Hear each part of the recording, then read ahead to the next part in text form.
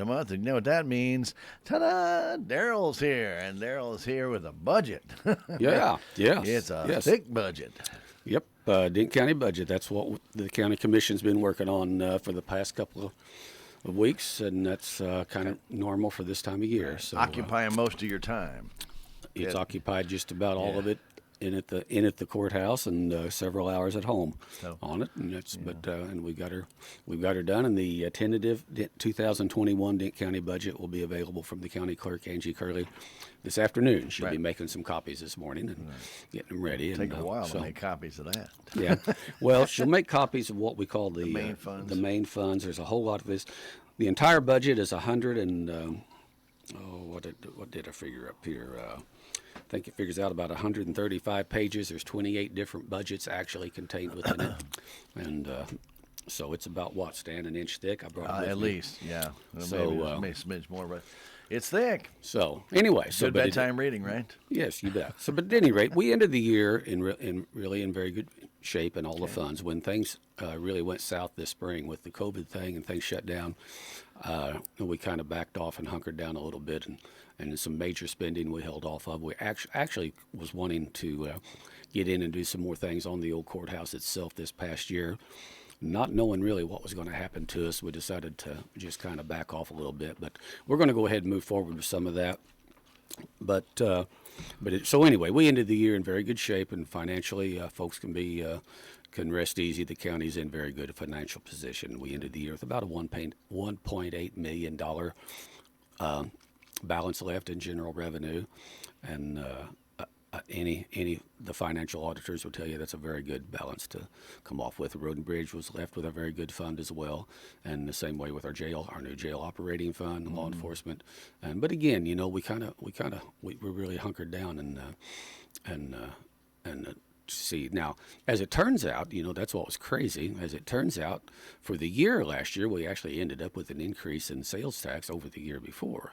Right. And a pretty nice increase of about 7%, which was quite a surprise. But it's kind of interesting how this COVID thing, and then when the tourism thing took off, people were just absolutely just dying to escape the cities in Illinois and wherever, and we're coming down, and we had a great tourism season, so on. And now, but the flip of that, though, is, as we talked about, CART funding, which is basically based on local fuel usage and new vehicle sales registrations. So that actually ended up down considerable from what it was the year before. Yes. So it's kind of an interesting deal like that. It's almost, there's a certain amount of that had to do with people weren't going out and driving. They weren't going over to neighboring counties and spending their monies on dinners and meals. A lot of them were staying here. Right. Even though our restaurants even shut down for a while, they were very busy when they did open back up, and even through carryout, the carryout lines. So, it's been an interesting dynamic to watch. And, we're still looking at it and trying to figure out what all for sure was happening and what wasn't. But at any rate, we ended the year in very good shape. All of our funds are in good shape, and there's nothing really major concerning looking at there. Even our 911 fund ended the year in better shape than previously, but one of the reasons for that is, the legislature a couple of years ago passed a measure to allow track phone, a charge to be added on track phones, handheld wireless devices that were capable of making 911 calls and things. So there is about probably $7,000, $8,000, $10,000 in revenue showed up just from that alone to bump up the 911 fund. And, the 911 fund basically pays, well, we would like for it to pay for all the equipment that it Good takes. luck there. A few years ago, we replaced it all, modernized it, and the General Revenue Fund had to kick in and support that to the tune of about, I believe, $70,000 or $80,000 out of General Revenue to help update that equipment, because the 911 fund just didn't have it. Really, the 911 fund has enough money. We transfer, I think, about $28,000 and $29,000, $30,000 from it each year to the sheriff's office. And really, what that does is help pay the cost. Doesn't pay all of it, I don't think, but help pay the cost for one dispatcher. Basically, the sheriff has dispatch services, of course, 24/7, and so we eat the rest of that stuff. But at least the 911 fund does that, and it does cover all of our monthly expenses for the 911 service through the telephone companies. Helps for some of the equipment upgrade and so on. And with the new money coming in from these handheld devices, it's certainly going to help, because that fund was going the other direction. Otherwise, the only other revenue for the 911 fund is I think it's a 4.7 surcharge on landline phones. And Only landline only phones. landlines. And so, you know, as we all know, the number of landline phones has gone down drastically. If you don't believe that, take a look at the latest phone book and compare it to a phone book from 10 or 15 years If you ago can find a for phone the book. same area. Yeah, if you can find one. But, you know, but more and more, the vast percentage of 911 calls come from a cell phone. So there's no charge or fee attached to cell phones themselves to help cover the cost for 911 service. And because in the end, it's basically what it is. It's a service that when people have gotten so used to it, we're all spoiled. We all feel like whatever phone we pick up, you dial 911 and immediately should get. Right. And we do. That technology now has gotten together. And so, but all that stuff is expensive and costs a lot to run that. So And Darrell, we know there are some areas in Missouri that don't have 911. that's right, and we're very lucky. They still just have basic 911 service in some counties, and some don't hardly have any 911 service at all. You still will just have to dial the sheriff's office and hope you get through. So anyway, So, it's well, anyway. Last time I was on the air, we done this on the with me sitting at home on the telephone. Though, that's didn't we? right. It was on New Year's Day. Yep, and I know a lot of folks have had it. I had my round with COVID, and it wasn't fun. And it does have some lingering effects. Don't have quite the energy that I'd like to have to stuff, but I got everything done and recovered from that pretty well. But for all those out there that have had it, or some of those I know, some good friends of mine right now that have it, and so best wishes to them, and just take it easy and take the doctor recommended treatments and Get through it. and whatever other treatments you might find. There's some out there that the doctors can't recommend that are quite effective, and I'm not going to get into that. But at any rate, it's quite an experience to have, as you know. Right. So anyway, go ahead. To summarize very quickly, what the commission has done mostly in the month of January so Right. far is work on the budget. You can't pay bills. Your hands are Other tied than- with other that, than- other other than than payroll. Right, but you can't pay any bills. So we always want to remind any vendors out there, if you've submitted bills, they won't be paid until the budget is approved, and there's a budget hearing coming up, Darrell, next Monday, January not the 25th. 18th, the following Monday, on the 25th, because the courthouse will be closed on the 18th. Courthouse will be closed this coming Monday in observance of Martin Luther King Jr. Day. And so there won't be a commission meeting next week. But you're right. Then the budget hearing will be the following Monday, January 25th at 10 a.m. And we'll have that budget hearing. There might be some revisions yet to the budget. Again, what we have right now is called, and in the statute, this is what it's called, is the tentative budget. There could still be changes that we'd make in that if we discover something we left out, omitted, or need to bump up an expense here or there or something. But I'd be willing to bet pretty much the budget I see in front of me here and that people would pick up today will be the budget that we'll be looking at on the 25th and that we will approve. Once we approve it, as you know, then we will have a big folder full of all the bills that have accrued up to then, and we will get those caught up and paid. It'll be a busy signing day of checks back on to- Monday. back to regular Monday, business. 25th, yeah, no doubt about Now, that. I'll tell you one other thing we'll do, though. That's the budget hearings at 10 o'clock. We do have scheduled there about 10:30. We did put out, and it's reflected in the budget under capital expense, but we did put out a request for proposals from a qualified architect, engineering, construction management firms to give us do an overall assessment of the courthouse for needed repairs, maintenance things, because I know there's a lot of work that needs to be done, a lot. We kind of ended up backing off and not doing some of that, as I said, this past year, just because I was worried about what was happening to us budget-wise and what this thing was going to do to the economy. So anyway, but we did put that out, and we got several proposals. They were due back in this past Monday, and we have not opened those yet, and we're going to open those on Monday at around 10:30 when we get the budget hearing done and go through that. If we should have some discussion, we'll take care of that. But anyway, we'll open those then also on that same day and start looking at those proposals from various firms and probably contact a couple or three of them that have sent proposals to come in and visit with us one-on-one and talk about what they do and how they do it and associated costs and so on, because we have got some work we want to do and need to do on that beautiful old building up there on the hill. Kind of similar to what you did with the courthouse. You narrowed it down to 2 or 3, and then had them come in there and talk with the commission. Similar like we did with the jail.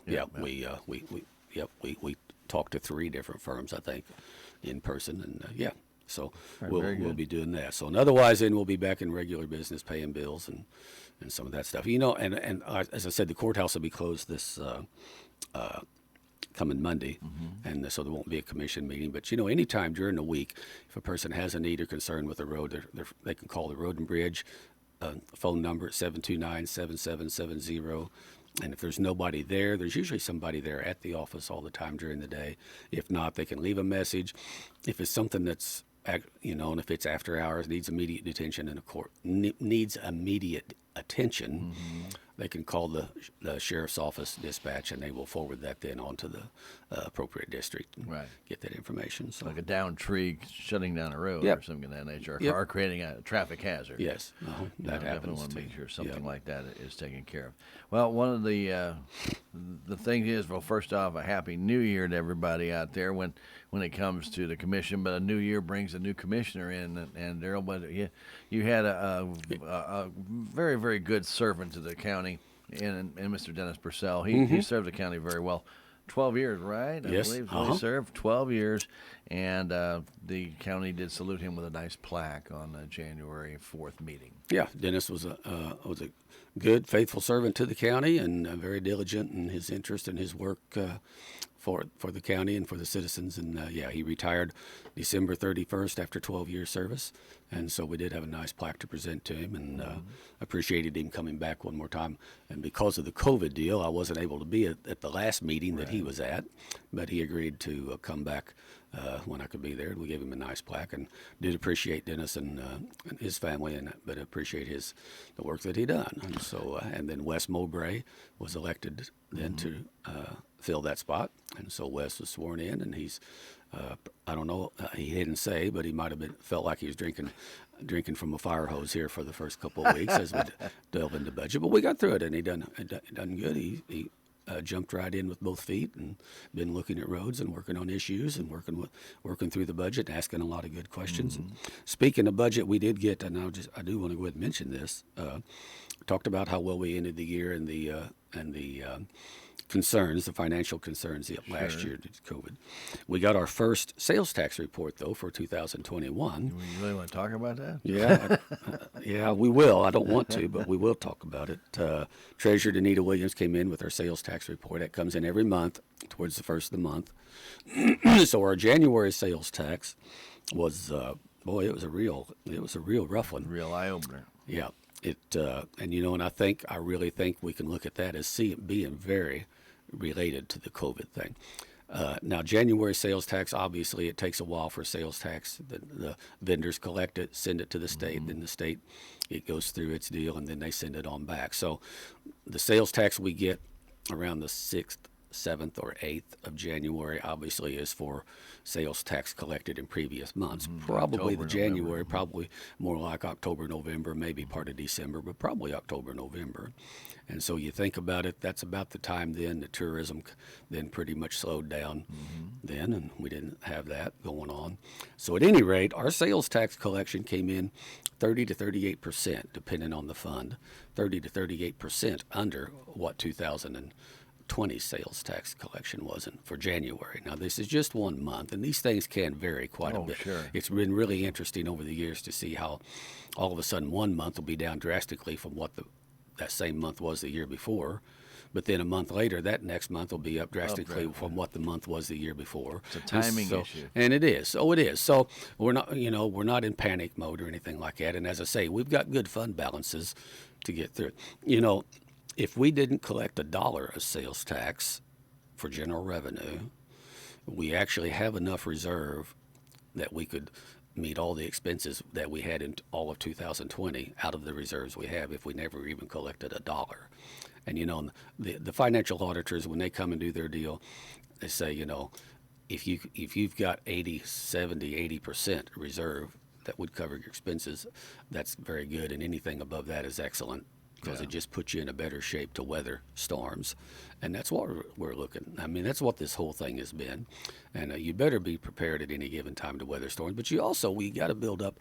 You better have some surplus there. Also, though, to do some capital expense items like repairs and big ticket expense and some things like that. We've seen that with Road and Bridge when we've had major storms come rolling in and tear roads all to pieces, and all of a sudden we've had to jump in and expend a lot of money, hoping we were going to get reimbursement from the FEMA disaster declaration, but you don't know. But you still got to get the roads repaired. You got to get the material put down. You got to buy that material, and those vendors that you're buying from, they need their cash and their revenue.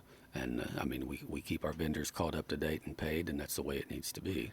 And it's not like you get the work done and there's the government agency ready to hand you a check for the entire amount. You may wait a year. There's some counties that it's took almost 3 years for some counties to get there. Now, we've been very lucky, and we've gotten ours very quickly, but I can tell you, every time folks have been very complimentary that our road and bridge staff have done an excellent job from the time a disaster hit and started documenting the roads, the locations, documenting everything that was done to get it. And our paperwork has been very good and in order, and that's a credit to our road and bridge staff. It's a credit to our commissioners, Commissioner Larson, Commissioner Purcell that's worked on that with us, making sure the road and bridge staff knew and crew that they had to do this. And so we've tried to keep up on that because, as I say, Pulaski County over there, I know it's just been like pulling teeth at times for them to get caught up in final payments.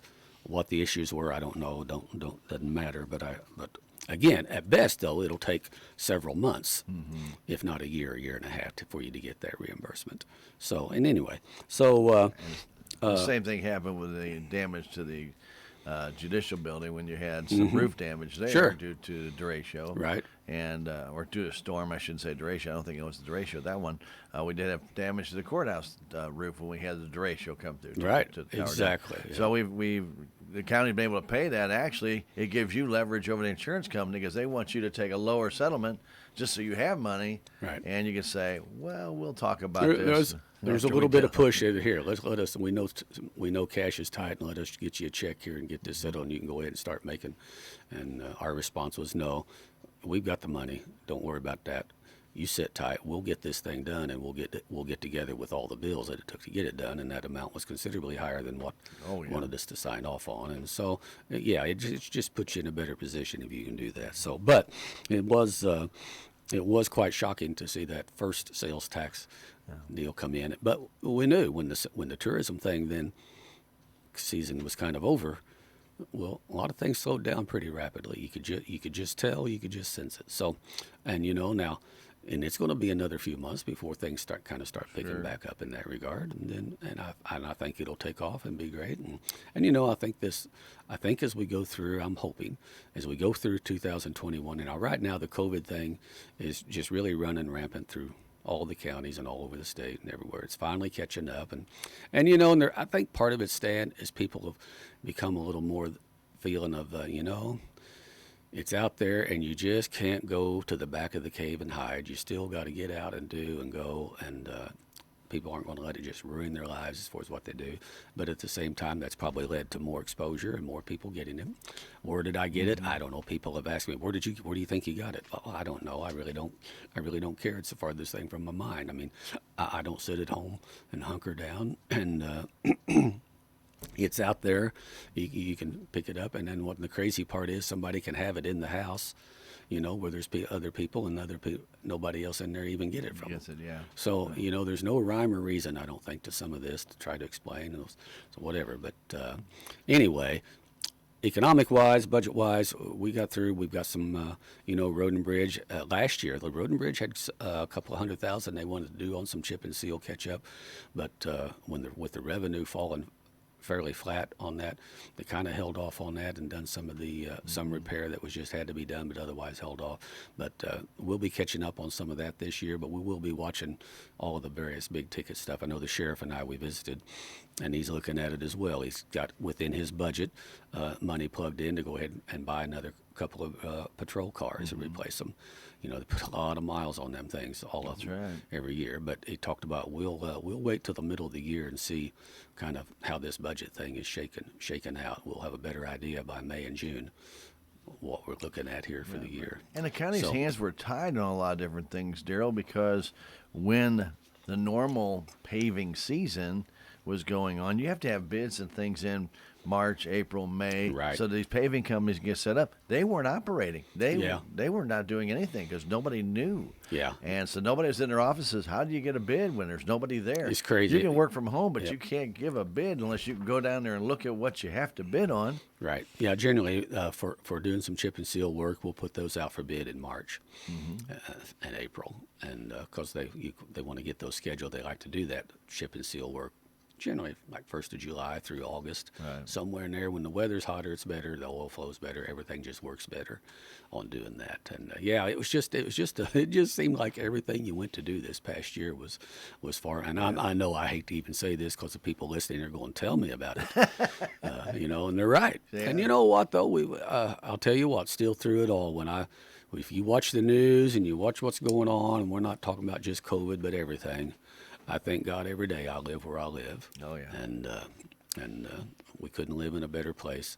And, yep, we can address COVID and we can fight it and we'll take care of one another and all this other unnecessary garbage that you see and hear going on.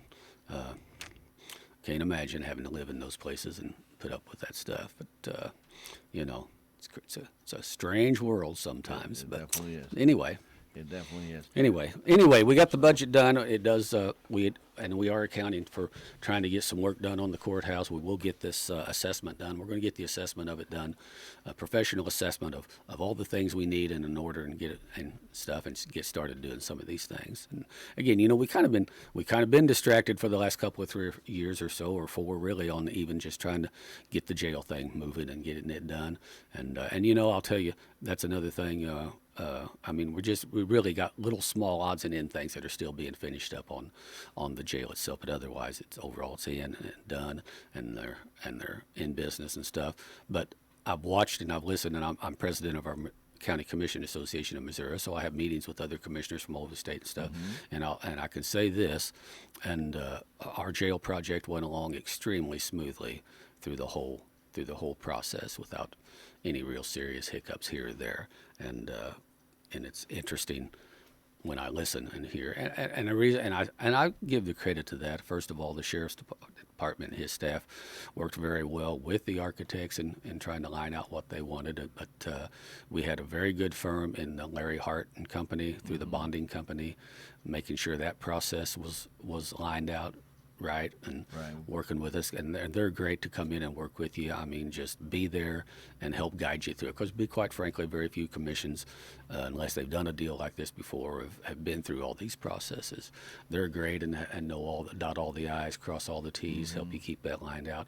We had a very good firm in Septagon Construction and management to be here, and they had a guy here, Dwight, who just lived over at Raymondville, and was on their staff, and he camped here every day through this whole construction process. We gave him an office to use over in the annex, and he could actually see out the window over to the site, and he could walk right over there, and was actually there every day. And it was his job to make sure all the various different contractors and parties were coordinated and the work was getting done. And I think we had an excellent contracting general contractor. The main contractor was Prost, and it's right here, a Missouri contractor up by Jeff City. And so everything really clicked along very well, but again, I think part of that is just making sure. I know some of the problems I've seen is where some commissioners in other counties thought, well, they'd oversee the project all themselves, and things. It seems like things seem to kind of go awry a little bit when that starts happening, because, quite frankly, there's very few commissioners qualified to oversee a project like a jail as far as that work is being done. It's building a jail, first of all, is unlike any other construction project. Yeah. Totally. It really is. And just with everything that they brought to the commission to educate you on the different things. I mean, it wasn't like they brought things to you that you guys already knew. Right. And they started talking to you about, okay, you can buy these cells, and they're kind of already prefabbed, and okay, can we see one? And the county commission did their due diligence in making sure that what they're putting in our jail is what we needed in our jail, and not a bunch of fluff and glitter. No, we took a trip to a day trip down to southeast Missouri to look at a jail that had the same type of cells that they'd put in several years ago and things. So yeah, so it all came together, and that thing came together very well, went along very smoothly. But at any rate, where I was going, we've been kind of focusing on that whole thing here for the last couple of 3 years, and now we need to get back focusing on some other major expenses that we need to take care of. And the old courthouse is one of them. Beautiful old building, and we're going to keep it that way one way or another. Well, let's remind the people, though, when we start talking about the jail building, considering this is a brand new building, that is going to have its brand new expenses. Now, grant you, there's two funds that fund the jail. The one's a trust fund and one's an operating fund. Trust fund can only be used to pay for on the bonds. Right. And expenses. But we all know, Darrell, that when we start talking about insurance bids and things of that nature, right. and you now have more beds, which means more product. You got higher cleaning bills. You got the doctor bills are going to be more. You've got a lot of other expenses. I think the county knew of those expenses. You just didn't know what they're going to be. Because you don't have any experience in that. And this 2021 will actually be the first full year of the new jail operation. That's where I was going with this. Yep. Now we had a partial year this past year. I forget what month they occupied the jail, went ahead and moved in, but at any rate, it was back about the middle of the year, a little before. So we've had a partial year, but this will be the first full year for it. But the budget looks pretty good. And so, yeah, as you say, there's two funds. The one is the jail trust. That can only be used to pay for the cost of construction. Now, the other one is actually jail construction and operations. Right. If for some reason there wasn't enough money generated for the jail trust fund, which is a separate half-cent tax, monies in the other fund can be used as well to pay those bonds. And, and as I've warned the sheriff, on the operations side, the money will be there to pay the bonds for the construction, and then the jail will operate. If we end up having to come over to that other fund and get some, then the jail will operate on what's left. But trust me, those bonds will be paid.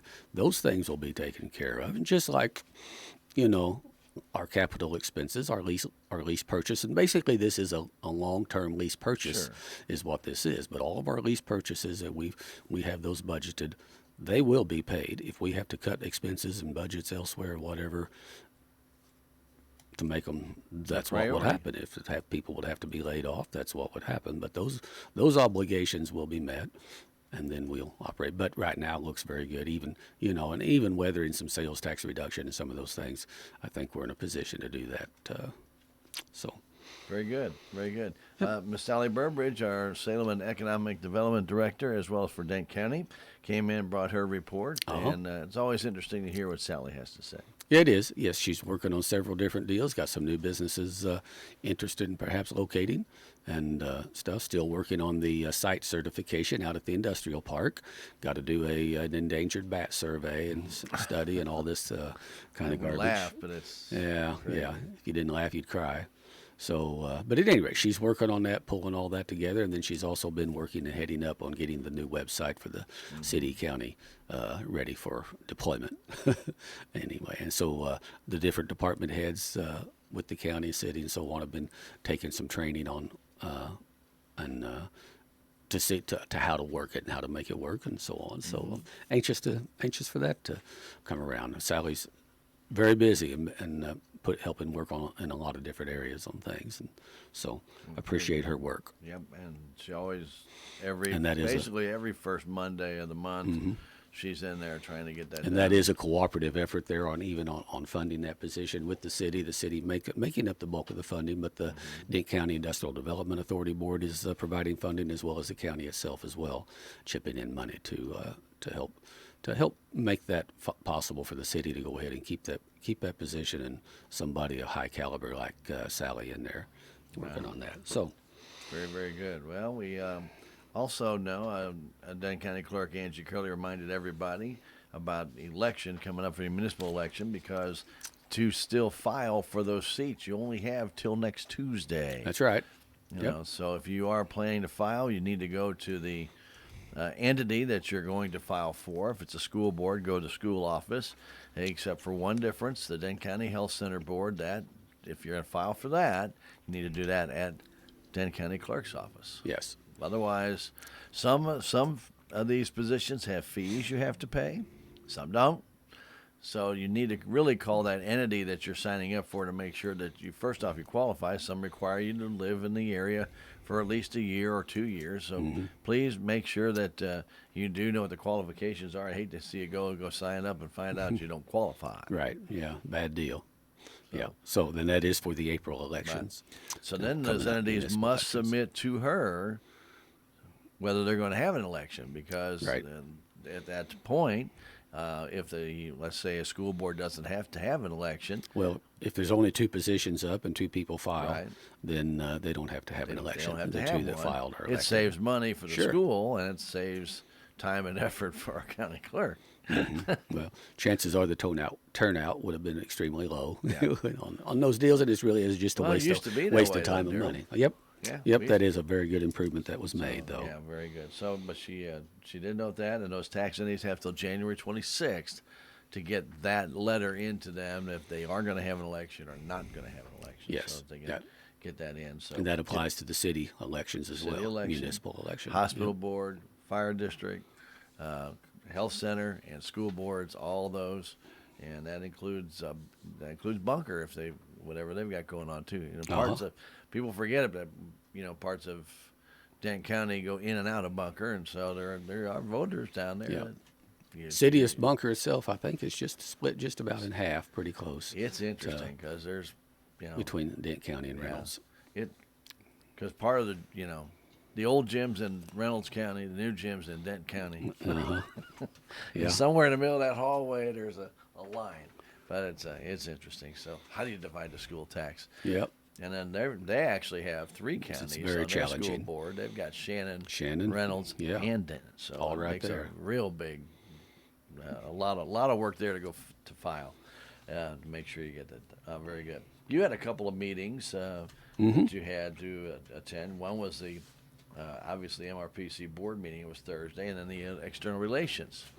You want to give us an update on those? Yeah, external relations is one of the subcommittees for MRPC. They met.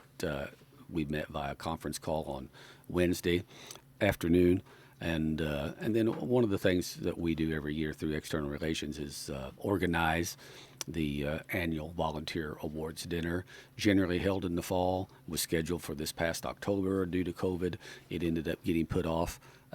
We tentatively tried to reschedule, looking at March 25th of this spring, and so we had to look at that and make a decision. We surveyed all the board members about their thoughts about having it, about would they come, would people we wanted to give awards to, did we think they and their, because we like for them and their families, of course, to come. So the general feeling was, let's in light of all that's going on still right now with COVID and so on, there was a general feeling that a lot of people probably would not come right now, that maybe would if we get this thing kind of settled down a little bit. And there's going to be vaccine coming out. People have different thoughts on that, on whether they should or shouldn't take it, and that's going to be an individual decision. But I do believe when there's the vaccine is out there and has been a lot, then I think that will address a lot of the rise in the number of cases and so on. So at any rate, hopefully as we go on through the spring and summer, this thing will start ramping back a little bit. So we made the recommendation to the full MRPC board to hold off and just regroup and just plan on maybe trying this fall, October, to once again get together and hold the full awards dinner. So that was kind of the what we looked at there. The other thing we took a look at, that we always organize an MRPC day at the Capitol in Jefferson City. And what we've always done, actually in years past, is we've always had a spot outside either Senator Brown's office or Senator Kehoe's office. Well, I say Senator Kehoe now, he's Lieutenant Governor.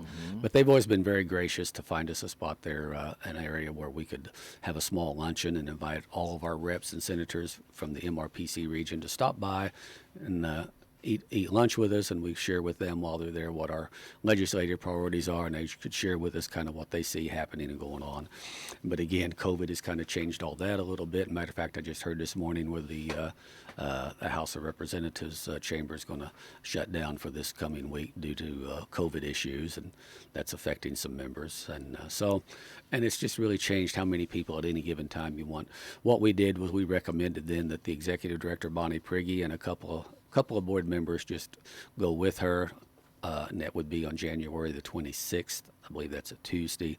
But they'll just go up and make the rounds with all of our reps and senators and that represent our district and our region, and share with them what our state legislative priorities are and issues, concerns, and things. And you know, we've got a kind of a broad variety of things in different areas. So at any rate, and that pretty well was it. Talked about our federal priorities, that how to best to get those every year. Actually, in March, the executive director and another staff member, and usually the president of MRPC, they usually go to Washington, D.C., and actually go to the Senator Blunt, Senator Hawley, Congressman Smith's offices, and visit with them firsthand. That's going to change. They're going to see if they can organize some time when they can get on a Zoom with them and their staff and visit that way, but they won't be taking that trip. So at any rate, so then that was Wednesday, and then yesterday I had an MRPC board meeting yesterday afternoon, and we sat in on that via Zoom over at the community center at the Armory, and appreciate Sherry very much allowing us to go in there and do that. And so one of the things we did there is actually we had several of our state reps and Senator Brown on conference call or on Zoom with us, talking about what they already see happening, and we were visiting with them again about various issues and some things like that. And you know, right now it's pretty early. And nobody can tell much. They know that the governor wants to work on economic development. They want to work on this. Of course, COVID dominates the issues and things, and trying to get that under control, keep it under control, and rolling out the vaccine processes right now. I think mostly healthcare workers and emergency workers are going to get it first. And so anyway, that was pretty well it. Ron Copeland, our new state representative, he was on a conference on the phone with us as well, and along with Benny Cook Benny Cook's down in Texas County, but there's a small part of his district up in Phelps County, so he's one of our reps that we work with. And I've known Benny a long time. He was a field person for Congressman Smith, and done a great job. So I was wondering if that was the same one. Same one. He's been in law enforcement for many years too, and so he won his seat, so he's up there. So and then Bruce Sassman. I've met Bruce Sassman before, and he's a new state representative from up in the Marys County area, and I've gotten to know him, a great guy. So we've got a really good contingent of folks up there, I think, that will do their best to help us down here in rural Missouri. Good. So it was an interesting meeting. Well, you're all up to date on all that. It's very, very good. Okay. Yep. And I will mention one other thing. While we can't pay bills and much, we did have a quit claim deed request that was sent to the commission for another little small section of railroad right-of-way over in Crawford County that if folks haven't been listening before or heard there, that the old Burlington Northern Railroad right-of-way, that railroad that used to come through Salem, when they abandoned that through various means, however, whatever it was. Anyway, the county ended up with that whole right-of-way from Salem here and on through Dent County and on up to Crawford County, up to Steelville. Way to Cuba, really. Yeah. Almost. Yeah, I don't think any of ours goes ahead all the way up to Cuba, though. No. But at any rate, and it was an interesting thing to find out several years ago that actually had been turned over to the county. And I think, and it would have been a neat deal. I think there was some hopes and plans maybe for a scenic railroad to maybe be established. But unfortunately, the railroad, in order to absolve themselves of any possible liability, I'm sure they dismantled the railroad Bridges. crossing over the Merrimack River, which obviously certainly complicated issues for a future railroad going through. So at any rate, we ended up with this long, skinny, narrow stretch of ground under the county's authorities' ownership.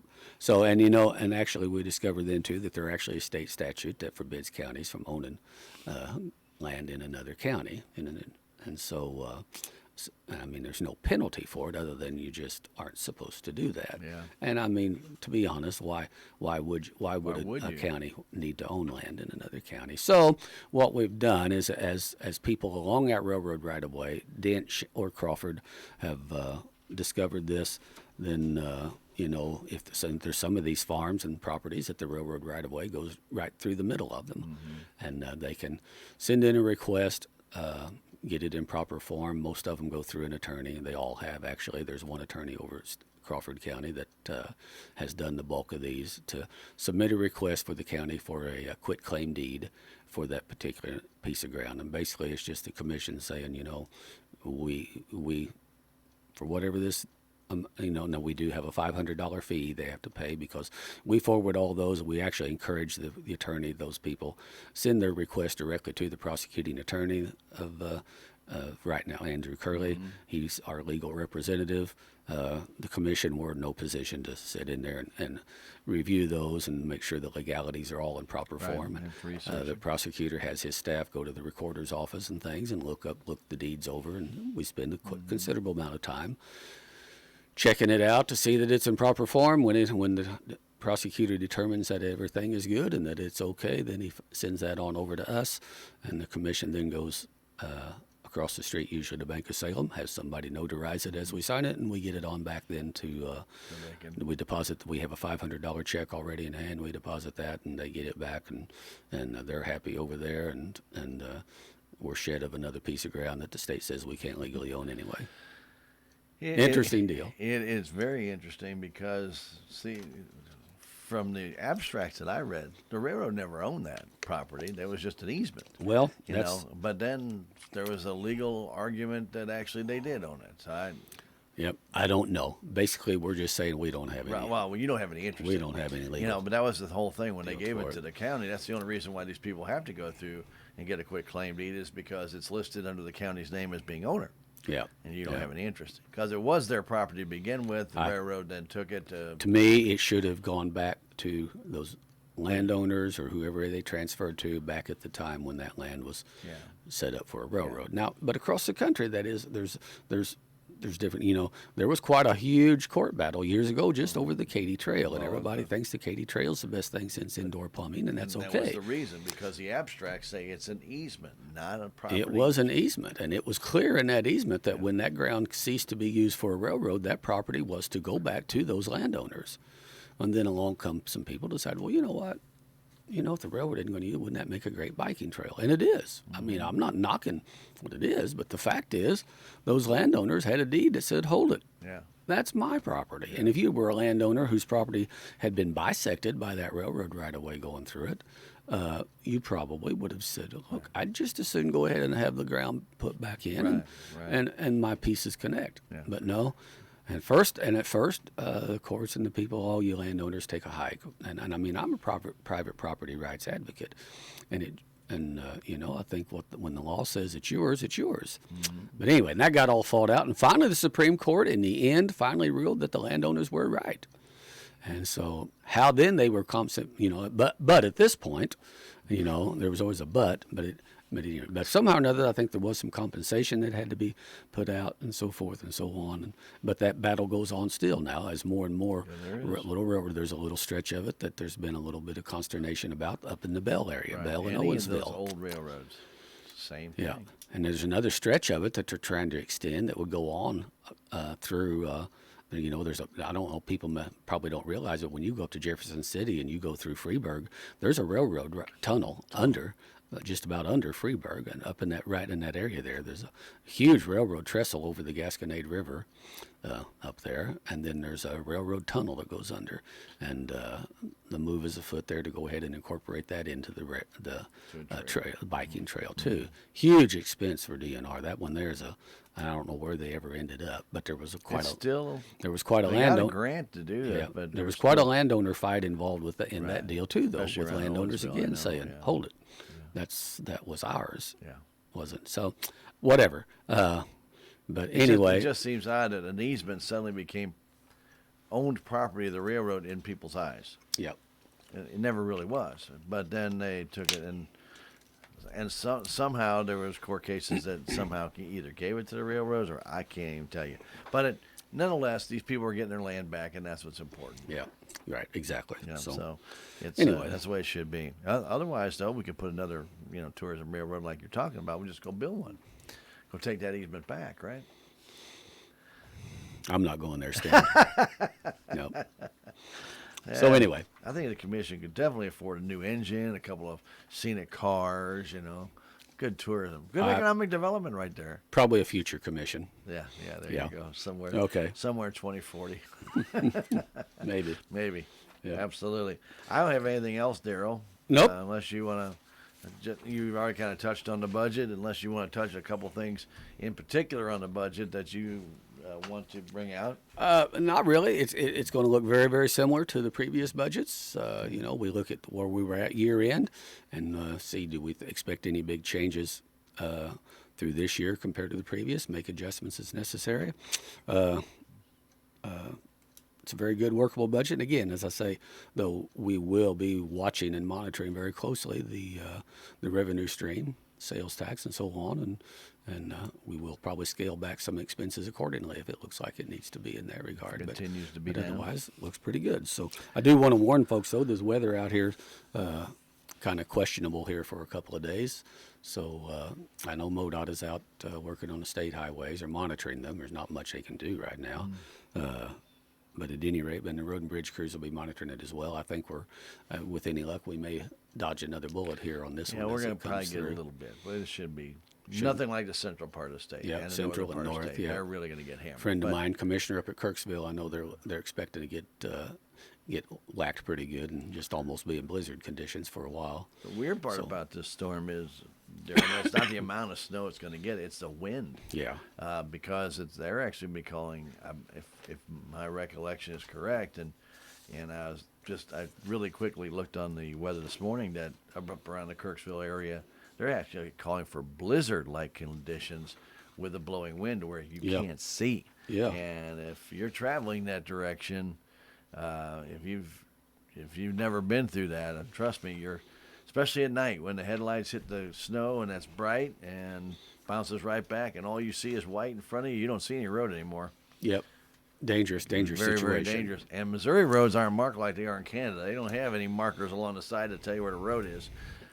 Be very careful. We and especially in our area, we know. So they're not going to have it down here, but you could still see a blast of snow come through where, you know how many curves we have on our road. If you miss one, you may be hard to find for a little while. That's right. Fortunately, on our major routes, 19 and 32 and 72, we've got the rumble strips on the edges if the snow hasn't come down filled so them. that they're filled up Yeah. and you don't even feel them. But it can be a dangerous situation, but I think we're going to avoid the worst part of that, and our road and bridge crews will be monitoring the roads as well and stuff, but I don't look for it to be something that's going to impact us greatly. But Right. it's just going to be a pretty cold, miserable old day today and probably tomorrow too. Pretty raw. Yeah, Pretty raw. but it's going to warm back up, and here we are, the middle of January. Be in the 50s by next Wednesday. Yeah. So we're going to tell you we're halfway through January as of today, and I always feel like when you can get through January, there's a little light at the end of the tunnel. Yeah, Getting January February's a behind you. snow month in Missouri, though. It can be a And it can be a booger. It can be a booger. But to Anyway, get one of the things we do want to remind everybody, and Darrell does bring out a good point, the road and bridge guys will be out and about. Please watch for the culverts and the bridges. They can freeze, and if we Right. have a little bit of snow and it Right. melts, especially once the sun goes down, those can be extraordinarily treacherous, so please be careful. Yep. That's what they call that black ice. Uh-huh. You can't see it. Right. There was a little bit of that on my road this morning. I could see it in Really? in the Yeah. grooves. You could see where it had frozen. We had that little bit of rain last night, and I went outside and I thought, wow. I mean, I didn't really know we had just a real light sprinkle, but it was enough to fill those grooves. Then this morning, that had iced over. Yeah. Wow. Yeah. The ground situation is anything falls and can readily stick. That won't be a problem. Yeah. Ground's So- still too warm for the most part, but those culverts and bridges, they got air on all sides. They will freeze. With the wind, it'll cool the ground pretty even faster though. So Yeah. anyway, What's our wind we're chill dodging. right now, Darrell? It's 22. We have 32 degrees. It's 22. The winds are all still only 14 miles an hour. We Yeah. haven't even started gusting yet. no, we haven't got hit. I expect it'll pick up a little bit this afternoon. will. So anyway, I hope everyone though just be careful out there, and but we've been very fortunate so far with the weather for this year. As far as us farmers feeding hay, haven't fed much hay yet. I was lucky; I had a good bit of pasture for all the cattle we've got. So it's been so far been a good winter, and with January halfway behind us, Won't be long. We'll be looking at February, and as you say, February though can be a pretty heavy. Some of the heaviest snows we ever get will come in February. One other thing. I want to repeat that number for road and bridge because we will have some gusty winds today at 30, possibly to 35 to 40 miles. Could an have hour. some trees, and big limbs. trees and limbs that might be coming down. If you need to get in touch with Road and Bridge, please call this number. 729-7770. Okay, and if this is over the weekend or If it's an emergency, if it's blocking a road, please call the sheriff's department. let the sheriff's department know. 3241. Call 911. Yeah, You can do 3241. right. Yeah, Let them know. Yeah. They'll get it to the right spot. One interesting thing though, once in a while, especially in the spring of the year or something, we'll get a heavy rain and the creeks are up, and we'll get a call in the middle of the night that somebody's called in that the creek's up and impassable. Well, and it's kind of funny. I'm not real sure what we're supposed to do about that. Stop the water. Stop the water. But anyway, my point there is the message does get to us. Yeah. Now, in an instance like that, thank you for, I think the commissioner probably tells them, thanks for that phone call here at 2 o'clock in the morning that the creek's up. So, but beyond that, there's not much you can do until the water has to go down. Yeah, So, we but they do get the message to us, and we get messages from them all the time about limbs, trees, and things that are happening. And now, the good part is, many times out here in the country, by the time we can get a road and bridge crew, somebody out there, many times a local person has already come by with a chainsaw and cut the thing up enough and thrown it out of the way that everybody can get through. And we do appreciate that. Right. Country folk know how to take care of country folk, and a lot of times we just take care of issues. I was going to bring up, we were talking about Commissioner Purcell because as soon as he got elected, we had the derecho. In March the 8th of 2009. Yeah, I remember it well. His first year in office, and or going in his first term of office, and here he is out there. Of course, the derecho hit that Friday. That whole weekend, and he was out there with a chainsaw helping the road and bridge crews. And I'm telling you what, I remember seeing him at the Dent County Firehouse, and he'd been out there like 18 straight hours. Yep. He was a whip puppy dog, and in all honesty, Joe, you wonder, a guy like that, what kind of commitment that is. I mean, you're an elected official, but you're out there with the the work crews. You're no different than they are, and you're cutting those trees up that are down, and having to be very careful because a lot of those trees were twisted. Oh yeah, with a lot of tension on them. I was down there too, and he was down there. He spent a lot of hours. I spent most of the hours at the firehouse with our fire chief, actually our emergency management director, Brad Nash, trying to coordinate efforts and what we needed to get in. We needed some water, and we needed, power was down everywhere. We needed a supply of bottled water to be able to get to people, and some emergency meals that we could get and stuff. And then Dennis Purcell and Gary Larson, commissioners, were both out with their chainsaws. The damage was worse down on Commissioner Purcell's end by far. They were able to kind of get things cleared out relatively quickly in Commissioner Larson's district, and then he went down and joined with Dennis, and I was down there one day myself with my chainsaw as we had some areas where just miles of roads were just inaccessible. Trees and across them. all you could do is just cut and have either we've got to have the big loader, and we also had the backhoe, and crews were split up, and they're just down there just shoving the material to the sides just so we could get through. And I remember one gentleman in particular grinning from ear to ear when we come through with the backhoe that we had his road cleared out. And it was about the second or third day that now he was going to be able to get out and get to town and get things that he and the wife needed. So that was an interesting time, and but we got her done, and and that's it. As commissioners, we have to get it done. Commissioner Purcell and Larson and I, over the years, have shoveled a lot of snow up at the courthouse and some things. And again, and we know that Iowa had a derecho this past year, but it didn't have any of the extensive damage to trees and things like we do because they don't have any. I mean, there's a lot of fields out there, but their towns, I mean, Des Moines got hit pretty good. Farms got hit hard. Farms got hit hard. The silos and things of that nature just got tore apart. And I think I forget how many thousands and thousands of acres of corn got laid over straight flat. over. Yeah. But no trees. So our trees actually help keep our grounds actually in pretty good shape. Yeah. Unfortunately, the trees It was an interesting time. Yeah. That's when about a fourth of the roof on the judicial building got lifted up and folded over, and tower came ripping off the roof of the courthouse, crashed through the county clerk's office. And just luckily it was a holiday, Truman's birthday, and nobody was in the courthouse. And thankfully was able to get some help very quickly to come in and get the window taken care of and sealed up, and get on the roof and get the roof. We had about a 4-foot square hole in the roof torn open from the tower that got ripped off. So we didn't put that tower back up there. That's why there's a big tall tower down at the sheriff's office now that's well fastened. So anyway, interesting. Lot of memories. Interesting times. Someday may have to write a book. I don't know. A lot of memories. But anyway, we want to thank Darrell for coming in and updating you on different events that are going on in our county. We do this every first and third Monday of the months. Yep. And we thank Darrell for doing this. We've been doing this pretty much since you became a commissioner. Even if we have to do it from home, we'll do it. By gosh, we will. And we do thank him for doing this. This is not a free program. Darrell does have to pay for it. He does so out of his pocket. There's no budget line in there, trust me, for radio programs. And I guarantee you there's no tax dollars being used, no CARES money being used, no anything else. We do thank Darrell for doing this. And again, he does this to keep you, the citizens, informed about what's going on in Dent County. Thank you again. Thank you, Stan. I appreciate the opportunity. I hope folks learned a little bit. And rest assured, your county is in good financial shape, and will be again when we get done with 2021. We'll deal with the issues as they come to us. So, but I do appreciate the chance, and we will be back here. What is it, Stan? It looks like about February. Looks like about February the 5th. We'll be back here. Lord willing, and the creeks don't rise too much. If not, we'll try to do it by phone or something. But at any rate, hope everyone out there watch the weather and the roads today. And until we're back here, I hope everyone will be safe, happy, healthy. God bless each and every one of you. And we leave you with this.